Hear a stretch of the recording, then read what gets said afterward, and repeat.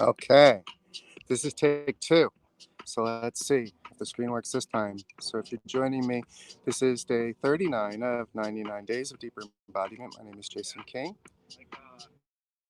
And the first video that I made, there wasn't a good video stream. So I just tried to correct that. And we'll see how it goes now. Awesome. Let me know in the comments if it's working. Beautiful.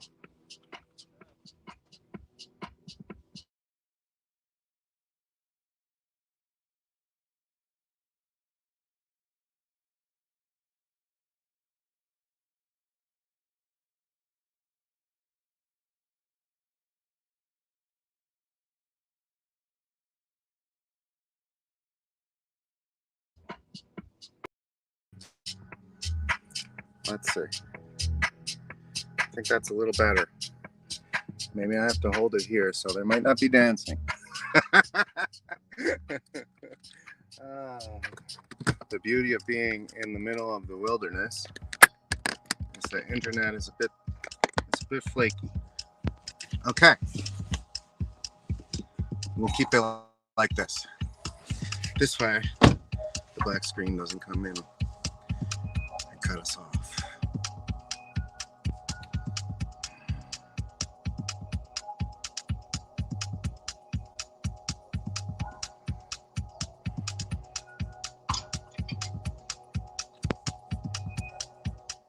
How are we doing?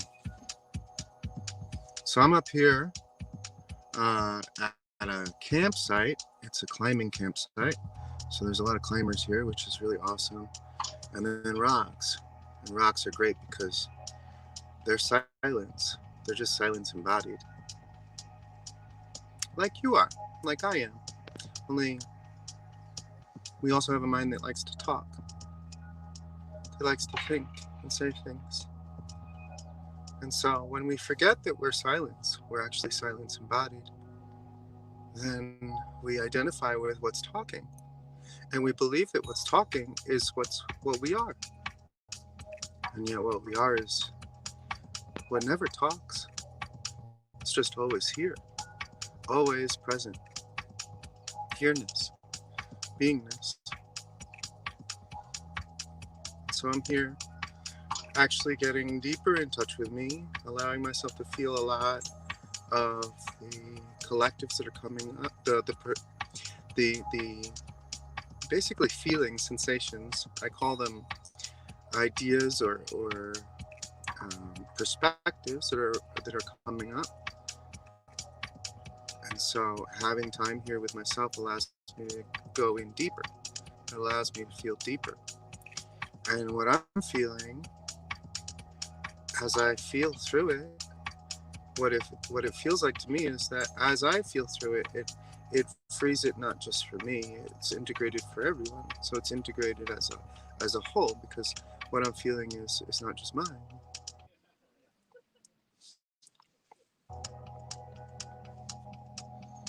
Never was just mine.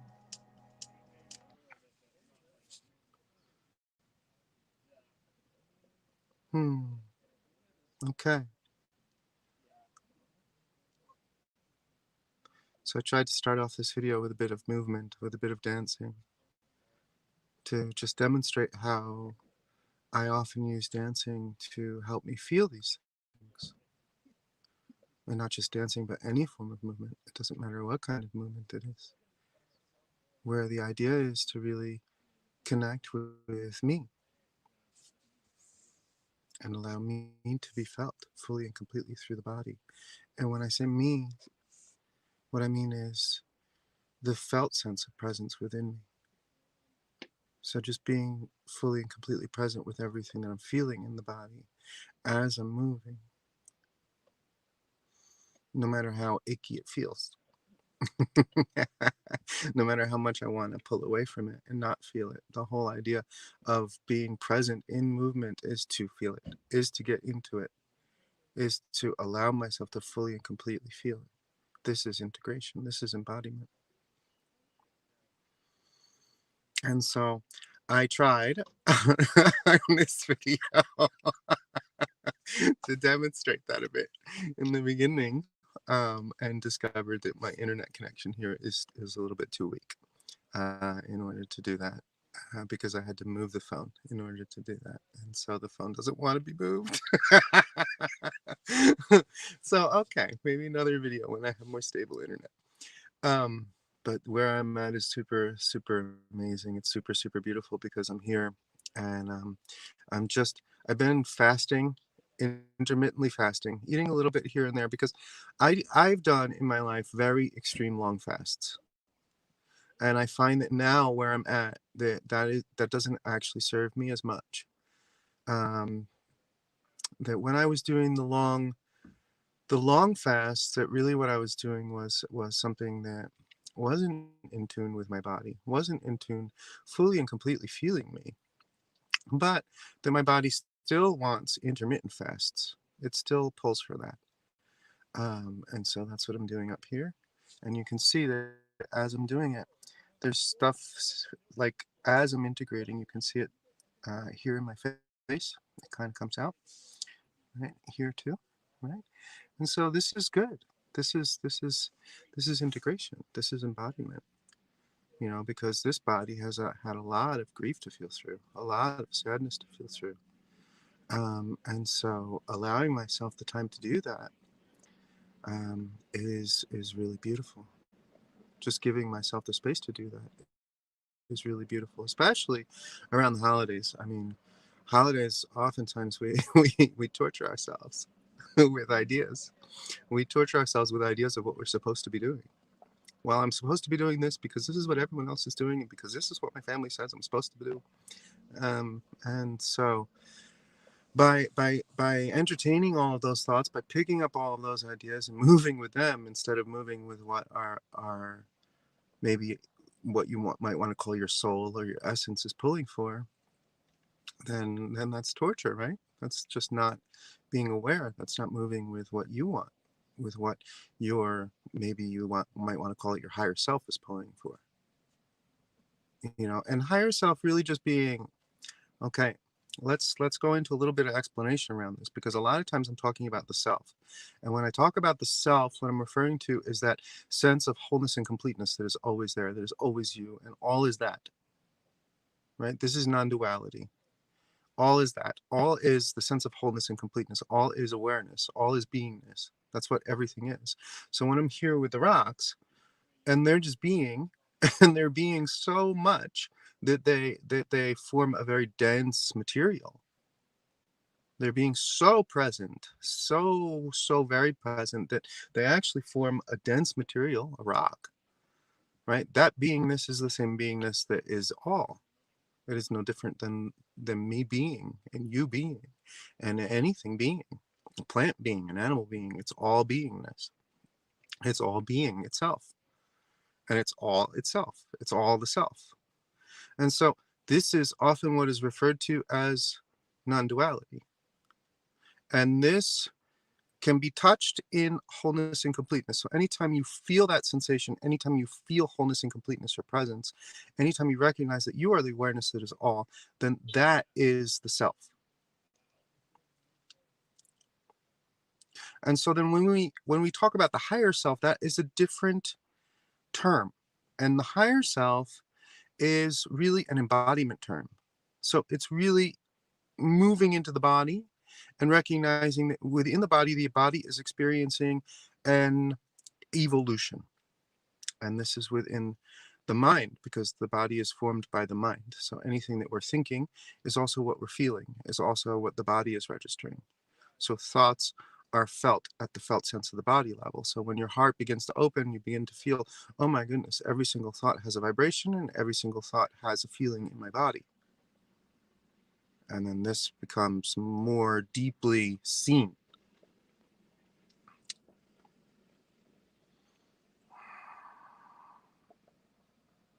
And we don't have any sort of control over the thoughts that are in our body. The thoughts that are in our body were put in our body through our social engineering, if you will, through the design of society and through your genetics, in the sense that you were born to a family and that family has a genetic history. And so epigenetically, everything within that line energetically is passed on to you, right? And so these are the ideas that form your mind.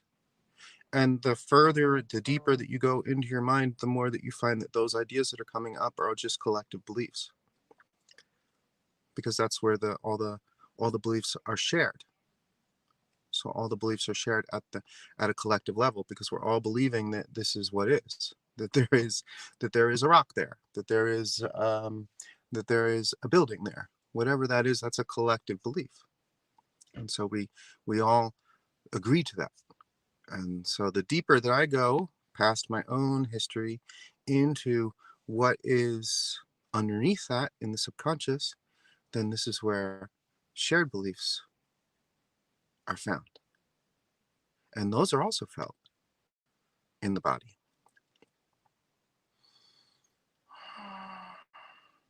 So when I'm sitting here with myself and I'm feeling perspectives arise, for me, those perspectives that are coming through to be integrated are mostly collective ideas. They're not ideas that I ever had. They're just ideas that are here. And I say mostly just to give a sense that there's ideas that aren't even collective ideas, that are just here. So they might just be here. Ascribing them to a collective idea is another idea. And so it can be helpful to give you that sense of it, like, oh, it's not mine, it's something that's here. But even the idea of a collective is an idea. So let's take that one away too, and drop that one too, and just bring it back into the self. And so then we don't even need mostly collective ideas, because we recognize that all ideas are just here, and we don't have to take ownership of any of them at all, ever. None of them are mine. They're just showing up randomly here, spontaneously. I don't have to know anything about them. I can just observe them, see them, and feel them, and then let them pass. And this is where we get deep into embodiment, because then we move into a space of timelessness all the time. Because where does time come from? Time comes from the constant flow and identification with ideas. So as soon as we're no longer identifying with them, then we're moving into the space of timelessness, which the space of timelessness is idealist presence. No ideas here. Just presence. Just the felt sense of being.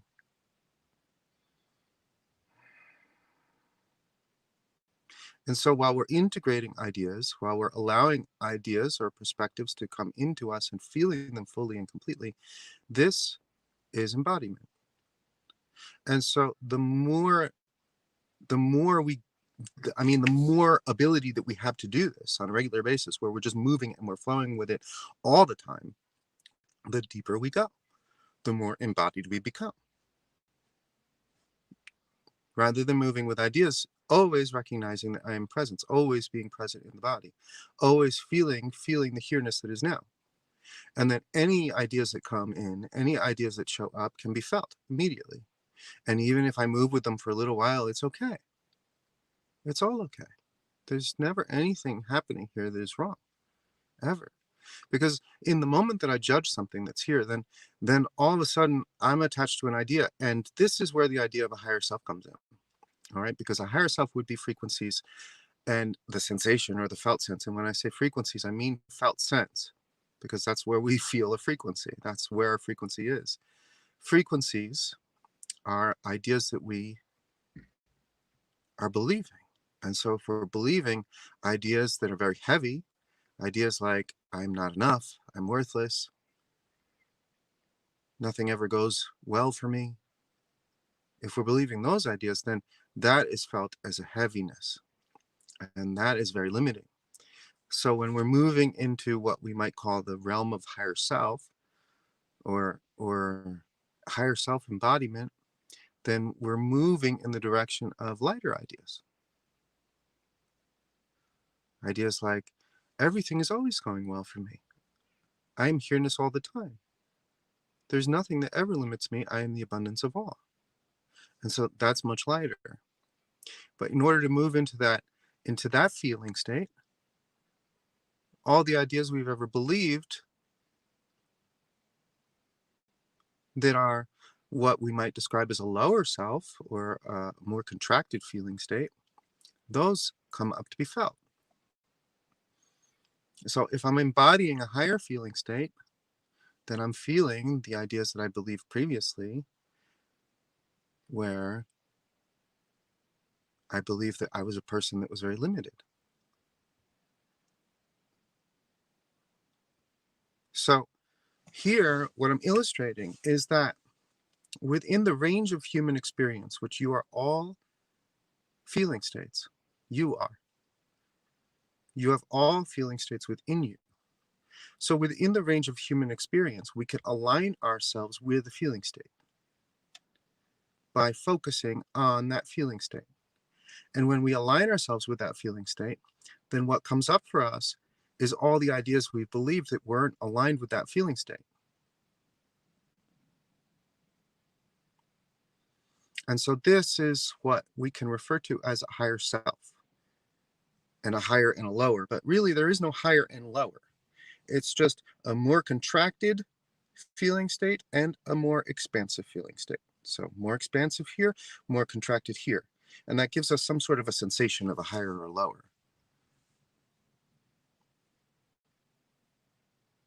More contracted or more expanded in the way that it feels.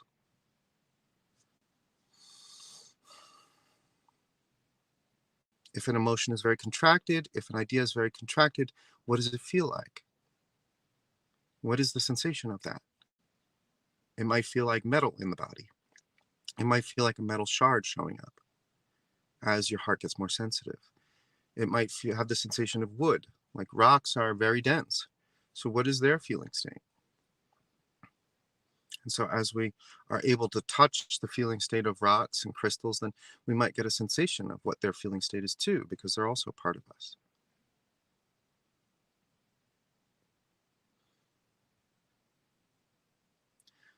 So let's be really clear about this, because I'm speaking about two different things. One is the recognition of the self, which is all. The other is embodiment within the human experience. And so embodiment within the human experience can flow from a very contracted place to a very expanded place. And this is all within the range of human experience.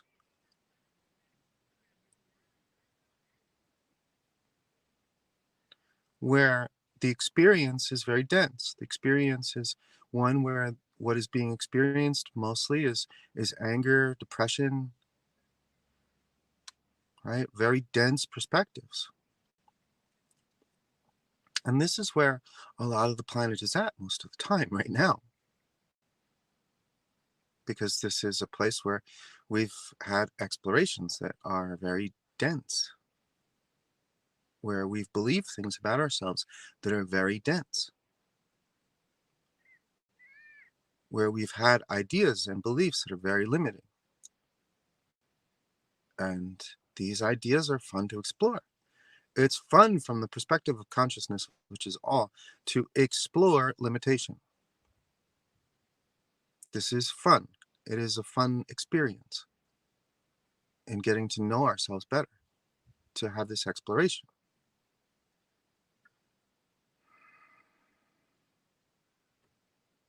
So now, as we begin to embody, then we move through these perspectives and we begin to integrate them rather than to continue to loop in them. And as we integrate them rather than continue to loop in them, then we begin to dissolve them. And as we begin to dissolve them, then we move into more expansive perspectives. More expansive being experiences of light. Lightness. Not light as in light, which is light, but lightness, as in less dense.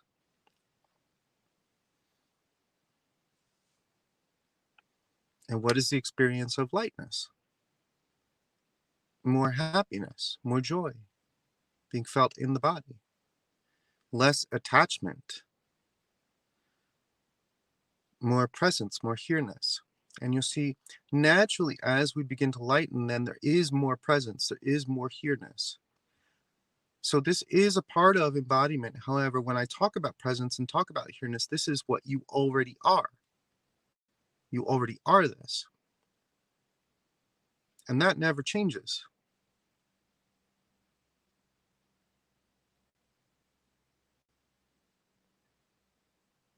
It's just easier to integrate the denser ideas and perspectives when you recognize this. And those denser ideas and perspectives, they have to come up because they are within mind. And so as a collective, as we are lightening the mind, then we need to have the capacity to sit with these perspectives, to be with these perspectives, to be with trauma, to be with panic, and to not identify with it. Because the moment that we identify with it and make a story around it and it becomes ours, then we move with that. And as we move with it, then we're not integrating it. We're not clearing it out of consciousness. We are moving with it. And as we move with it, then we loop in it. And as we loop in it, that's the experience that we're having. Wonderful. Nothing wrong with that. However, if the idea is to lighten, if we want lighter experiences, if we want lighter explorations as a collective, then what we need to have is the ability to sit with these perspectives, these heavy perspectives. We need to be able to sit with them. And so I emphasize the here-ness, the beingness that is always you, that is always now, so that we have a much clearer and adept ability to be with these perspectives so that we don't get pulled into them.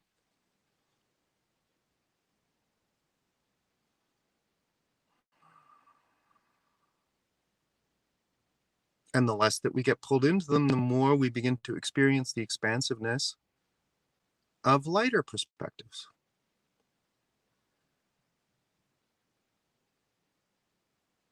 There is no perspective that is actually true because you are always here-ness, you are always presence, you are always beingness.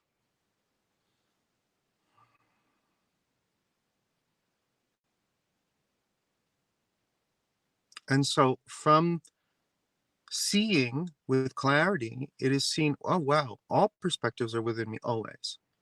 And so it's just a matter of where my focus is. Is my focus on identifying with these heavy perspectives that I'm feeling?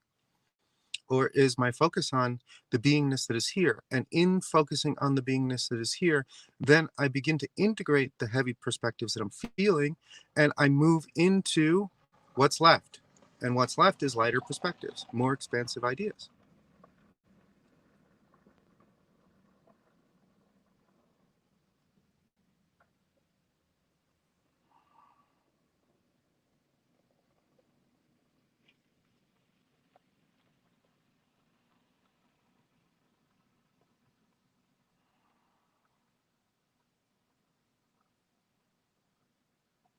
And so there's two keys to embodiment, two of them. One is the ability to sit with what's here and accept it fully and completely. When my heart first opened, right after it opened, sorry, I'm getting notifications on my phone and I'm flipping them up. That's why my hand goes like that. So when my heart first opened, then right after it opened, someone got in touch with me. They were able to feel me. And when they got in touch with me randomly, they handed me these two keys. And this particular individual is a Toltec shaman, an ancient one. And when he handed me the two keys, he gave them to me. He said, "You need these two keys and only these two keys. This is where you're at, and this is what you need to get through the rest of the path, essentially." And so one of them was a particular meditation, which I would call very advanced Vipassana, very advanced insight meditation. And so insight meditation is the ability to be with anything that you're feeling, any sensation at all, completely equanimous. without any judgment. Without any judgment at all, with no judgment around it, not identifying with any thought around it. And so as this ability moves to more advanced stages, in these advanced stages, then we can go into any sensation fully and completely and feel the emotion fully and completely that's there without any resistance to it. Allowing it to pass through the body.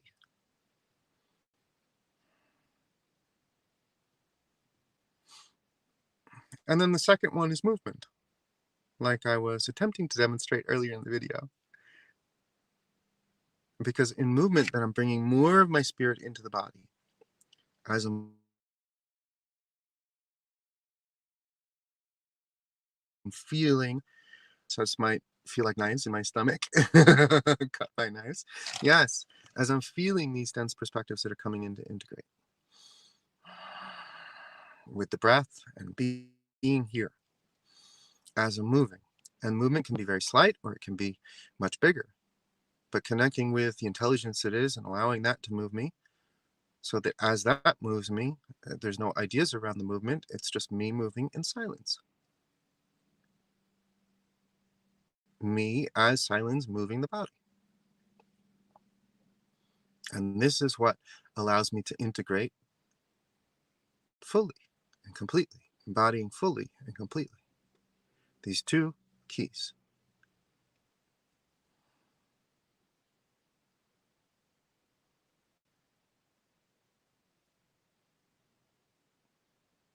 And the more we embody, the lighter that we get, naturally, because we're integrating the dense perspectives that are in the body. We're feeling them all the way through. And so as we feel them all the way through, then what's left? Lightness, lightness of being, lighter perspectives. And those perspectives can be quite playful and quite fun. Do we have to integrate those as well? Sure, eventually. Eventually everything gets brought back into beingness. But there's no rush. We're in eternity. This is an eternal play, eternal innocence. So there's no rush to integrate everything. However, if you're moving from very heavy to light, because what you're pulling for is lighter explorations, then it's necessary to integrate the heavier ones and focus on what you are always, which is innocence, which is beingness.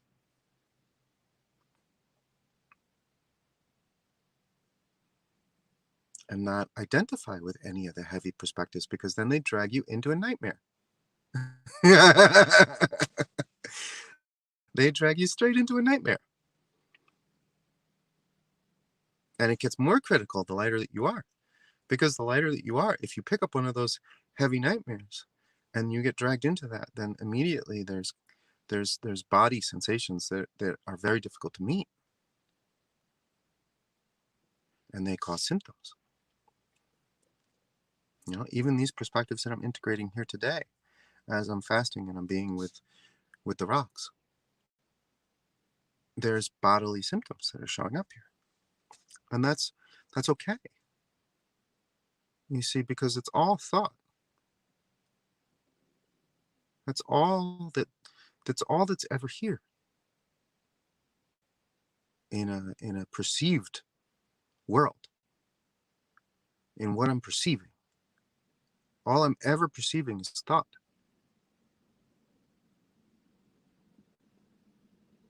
Because that's what a perceptual reality is. It's thought.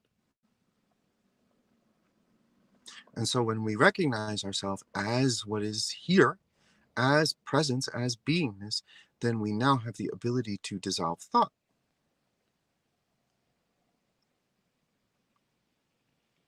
And dissolving thought is as simple as being present with it. And it doesn't matter how limiting the thought may be. It doesn't matter how intense the sensation may be. Presence is in and through all of it. And so when I can see that I am presence, then I have the ability to be with all of it. Now, of course, when what is being felt is very intense, then naturally this can be quite jarring for the consciousness. And so then we begin to reach for something to help us through it. You see, and this is quite natural, to reach for a medicine, or to reach for the hand of a friend, or to reach for anything at all to help us through it. There's nothing wrong with that. However, the more we practice with the two keys, being present with what is here and the movement, the more we integrate, the easier it is to be with anything that shows up. The less we need to reach out for support in whatever form that may be.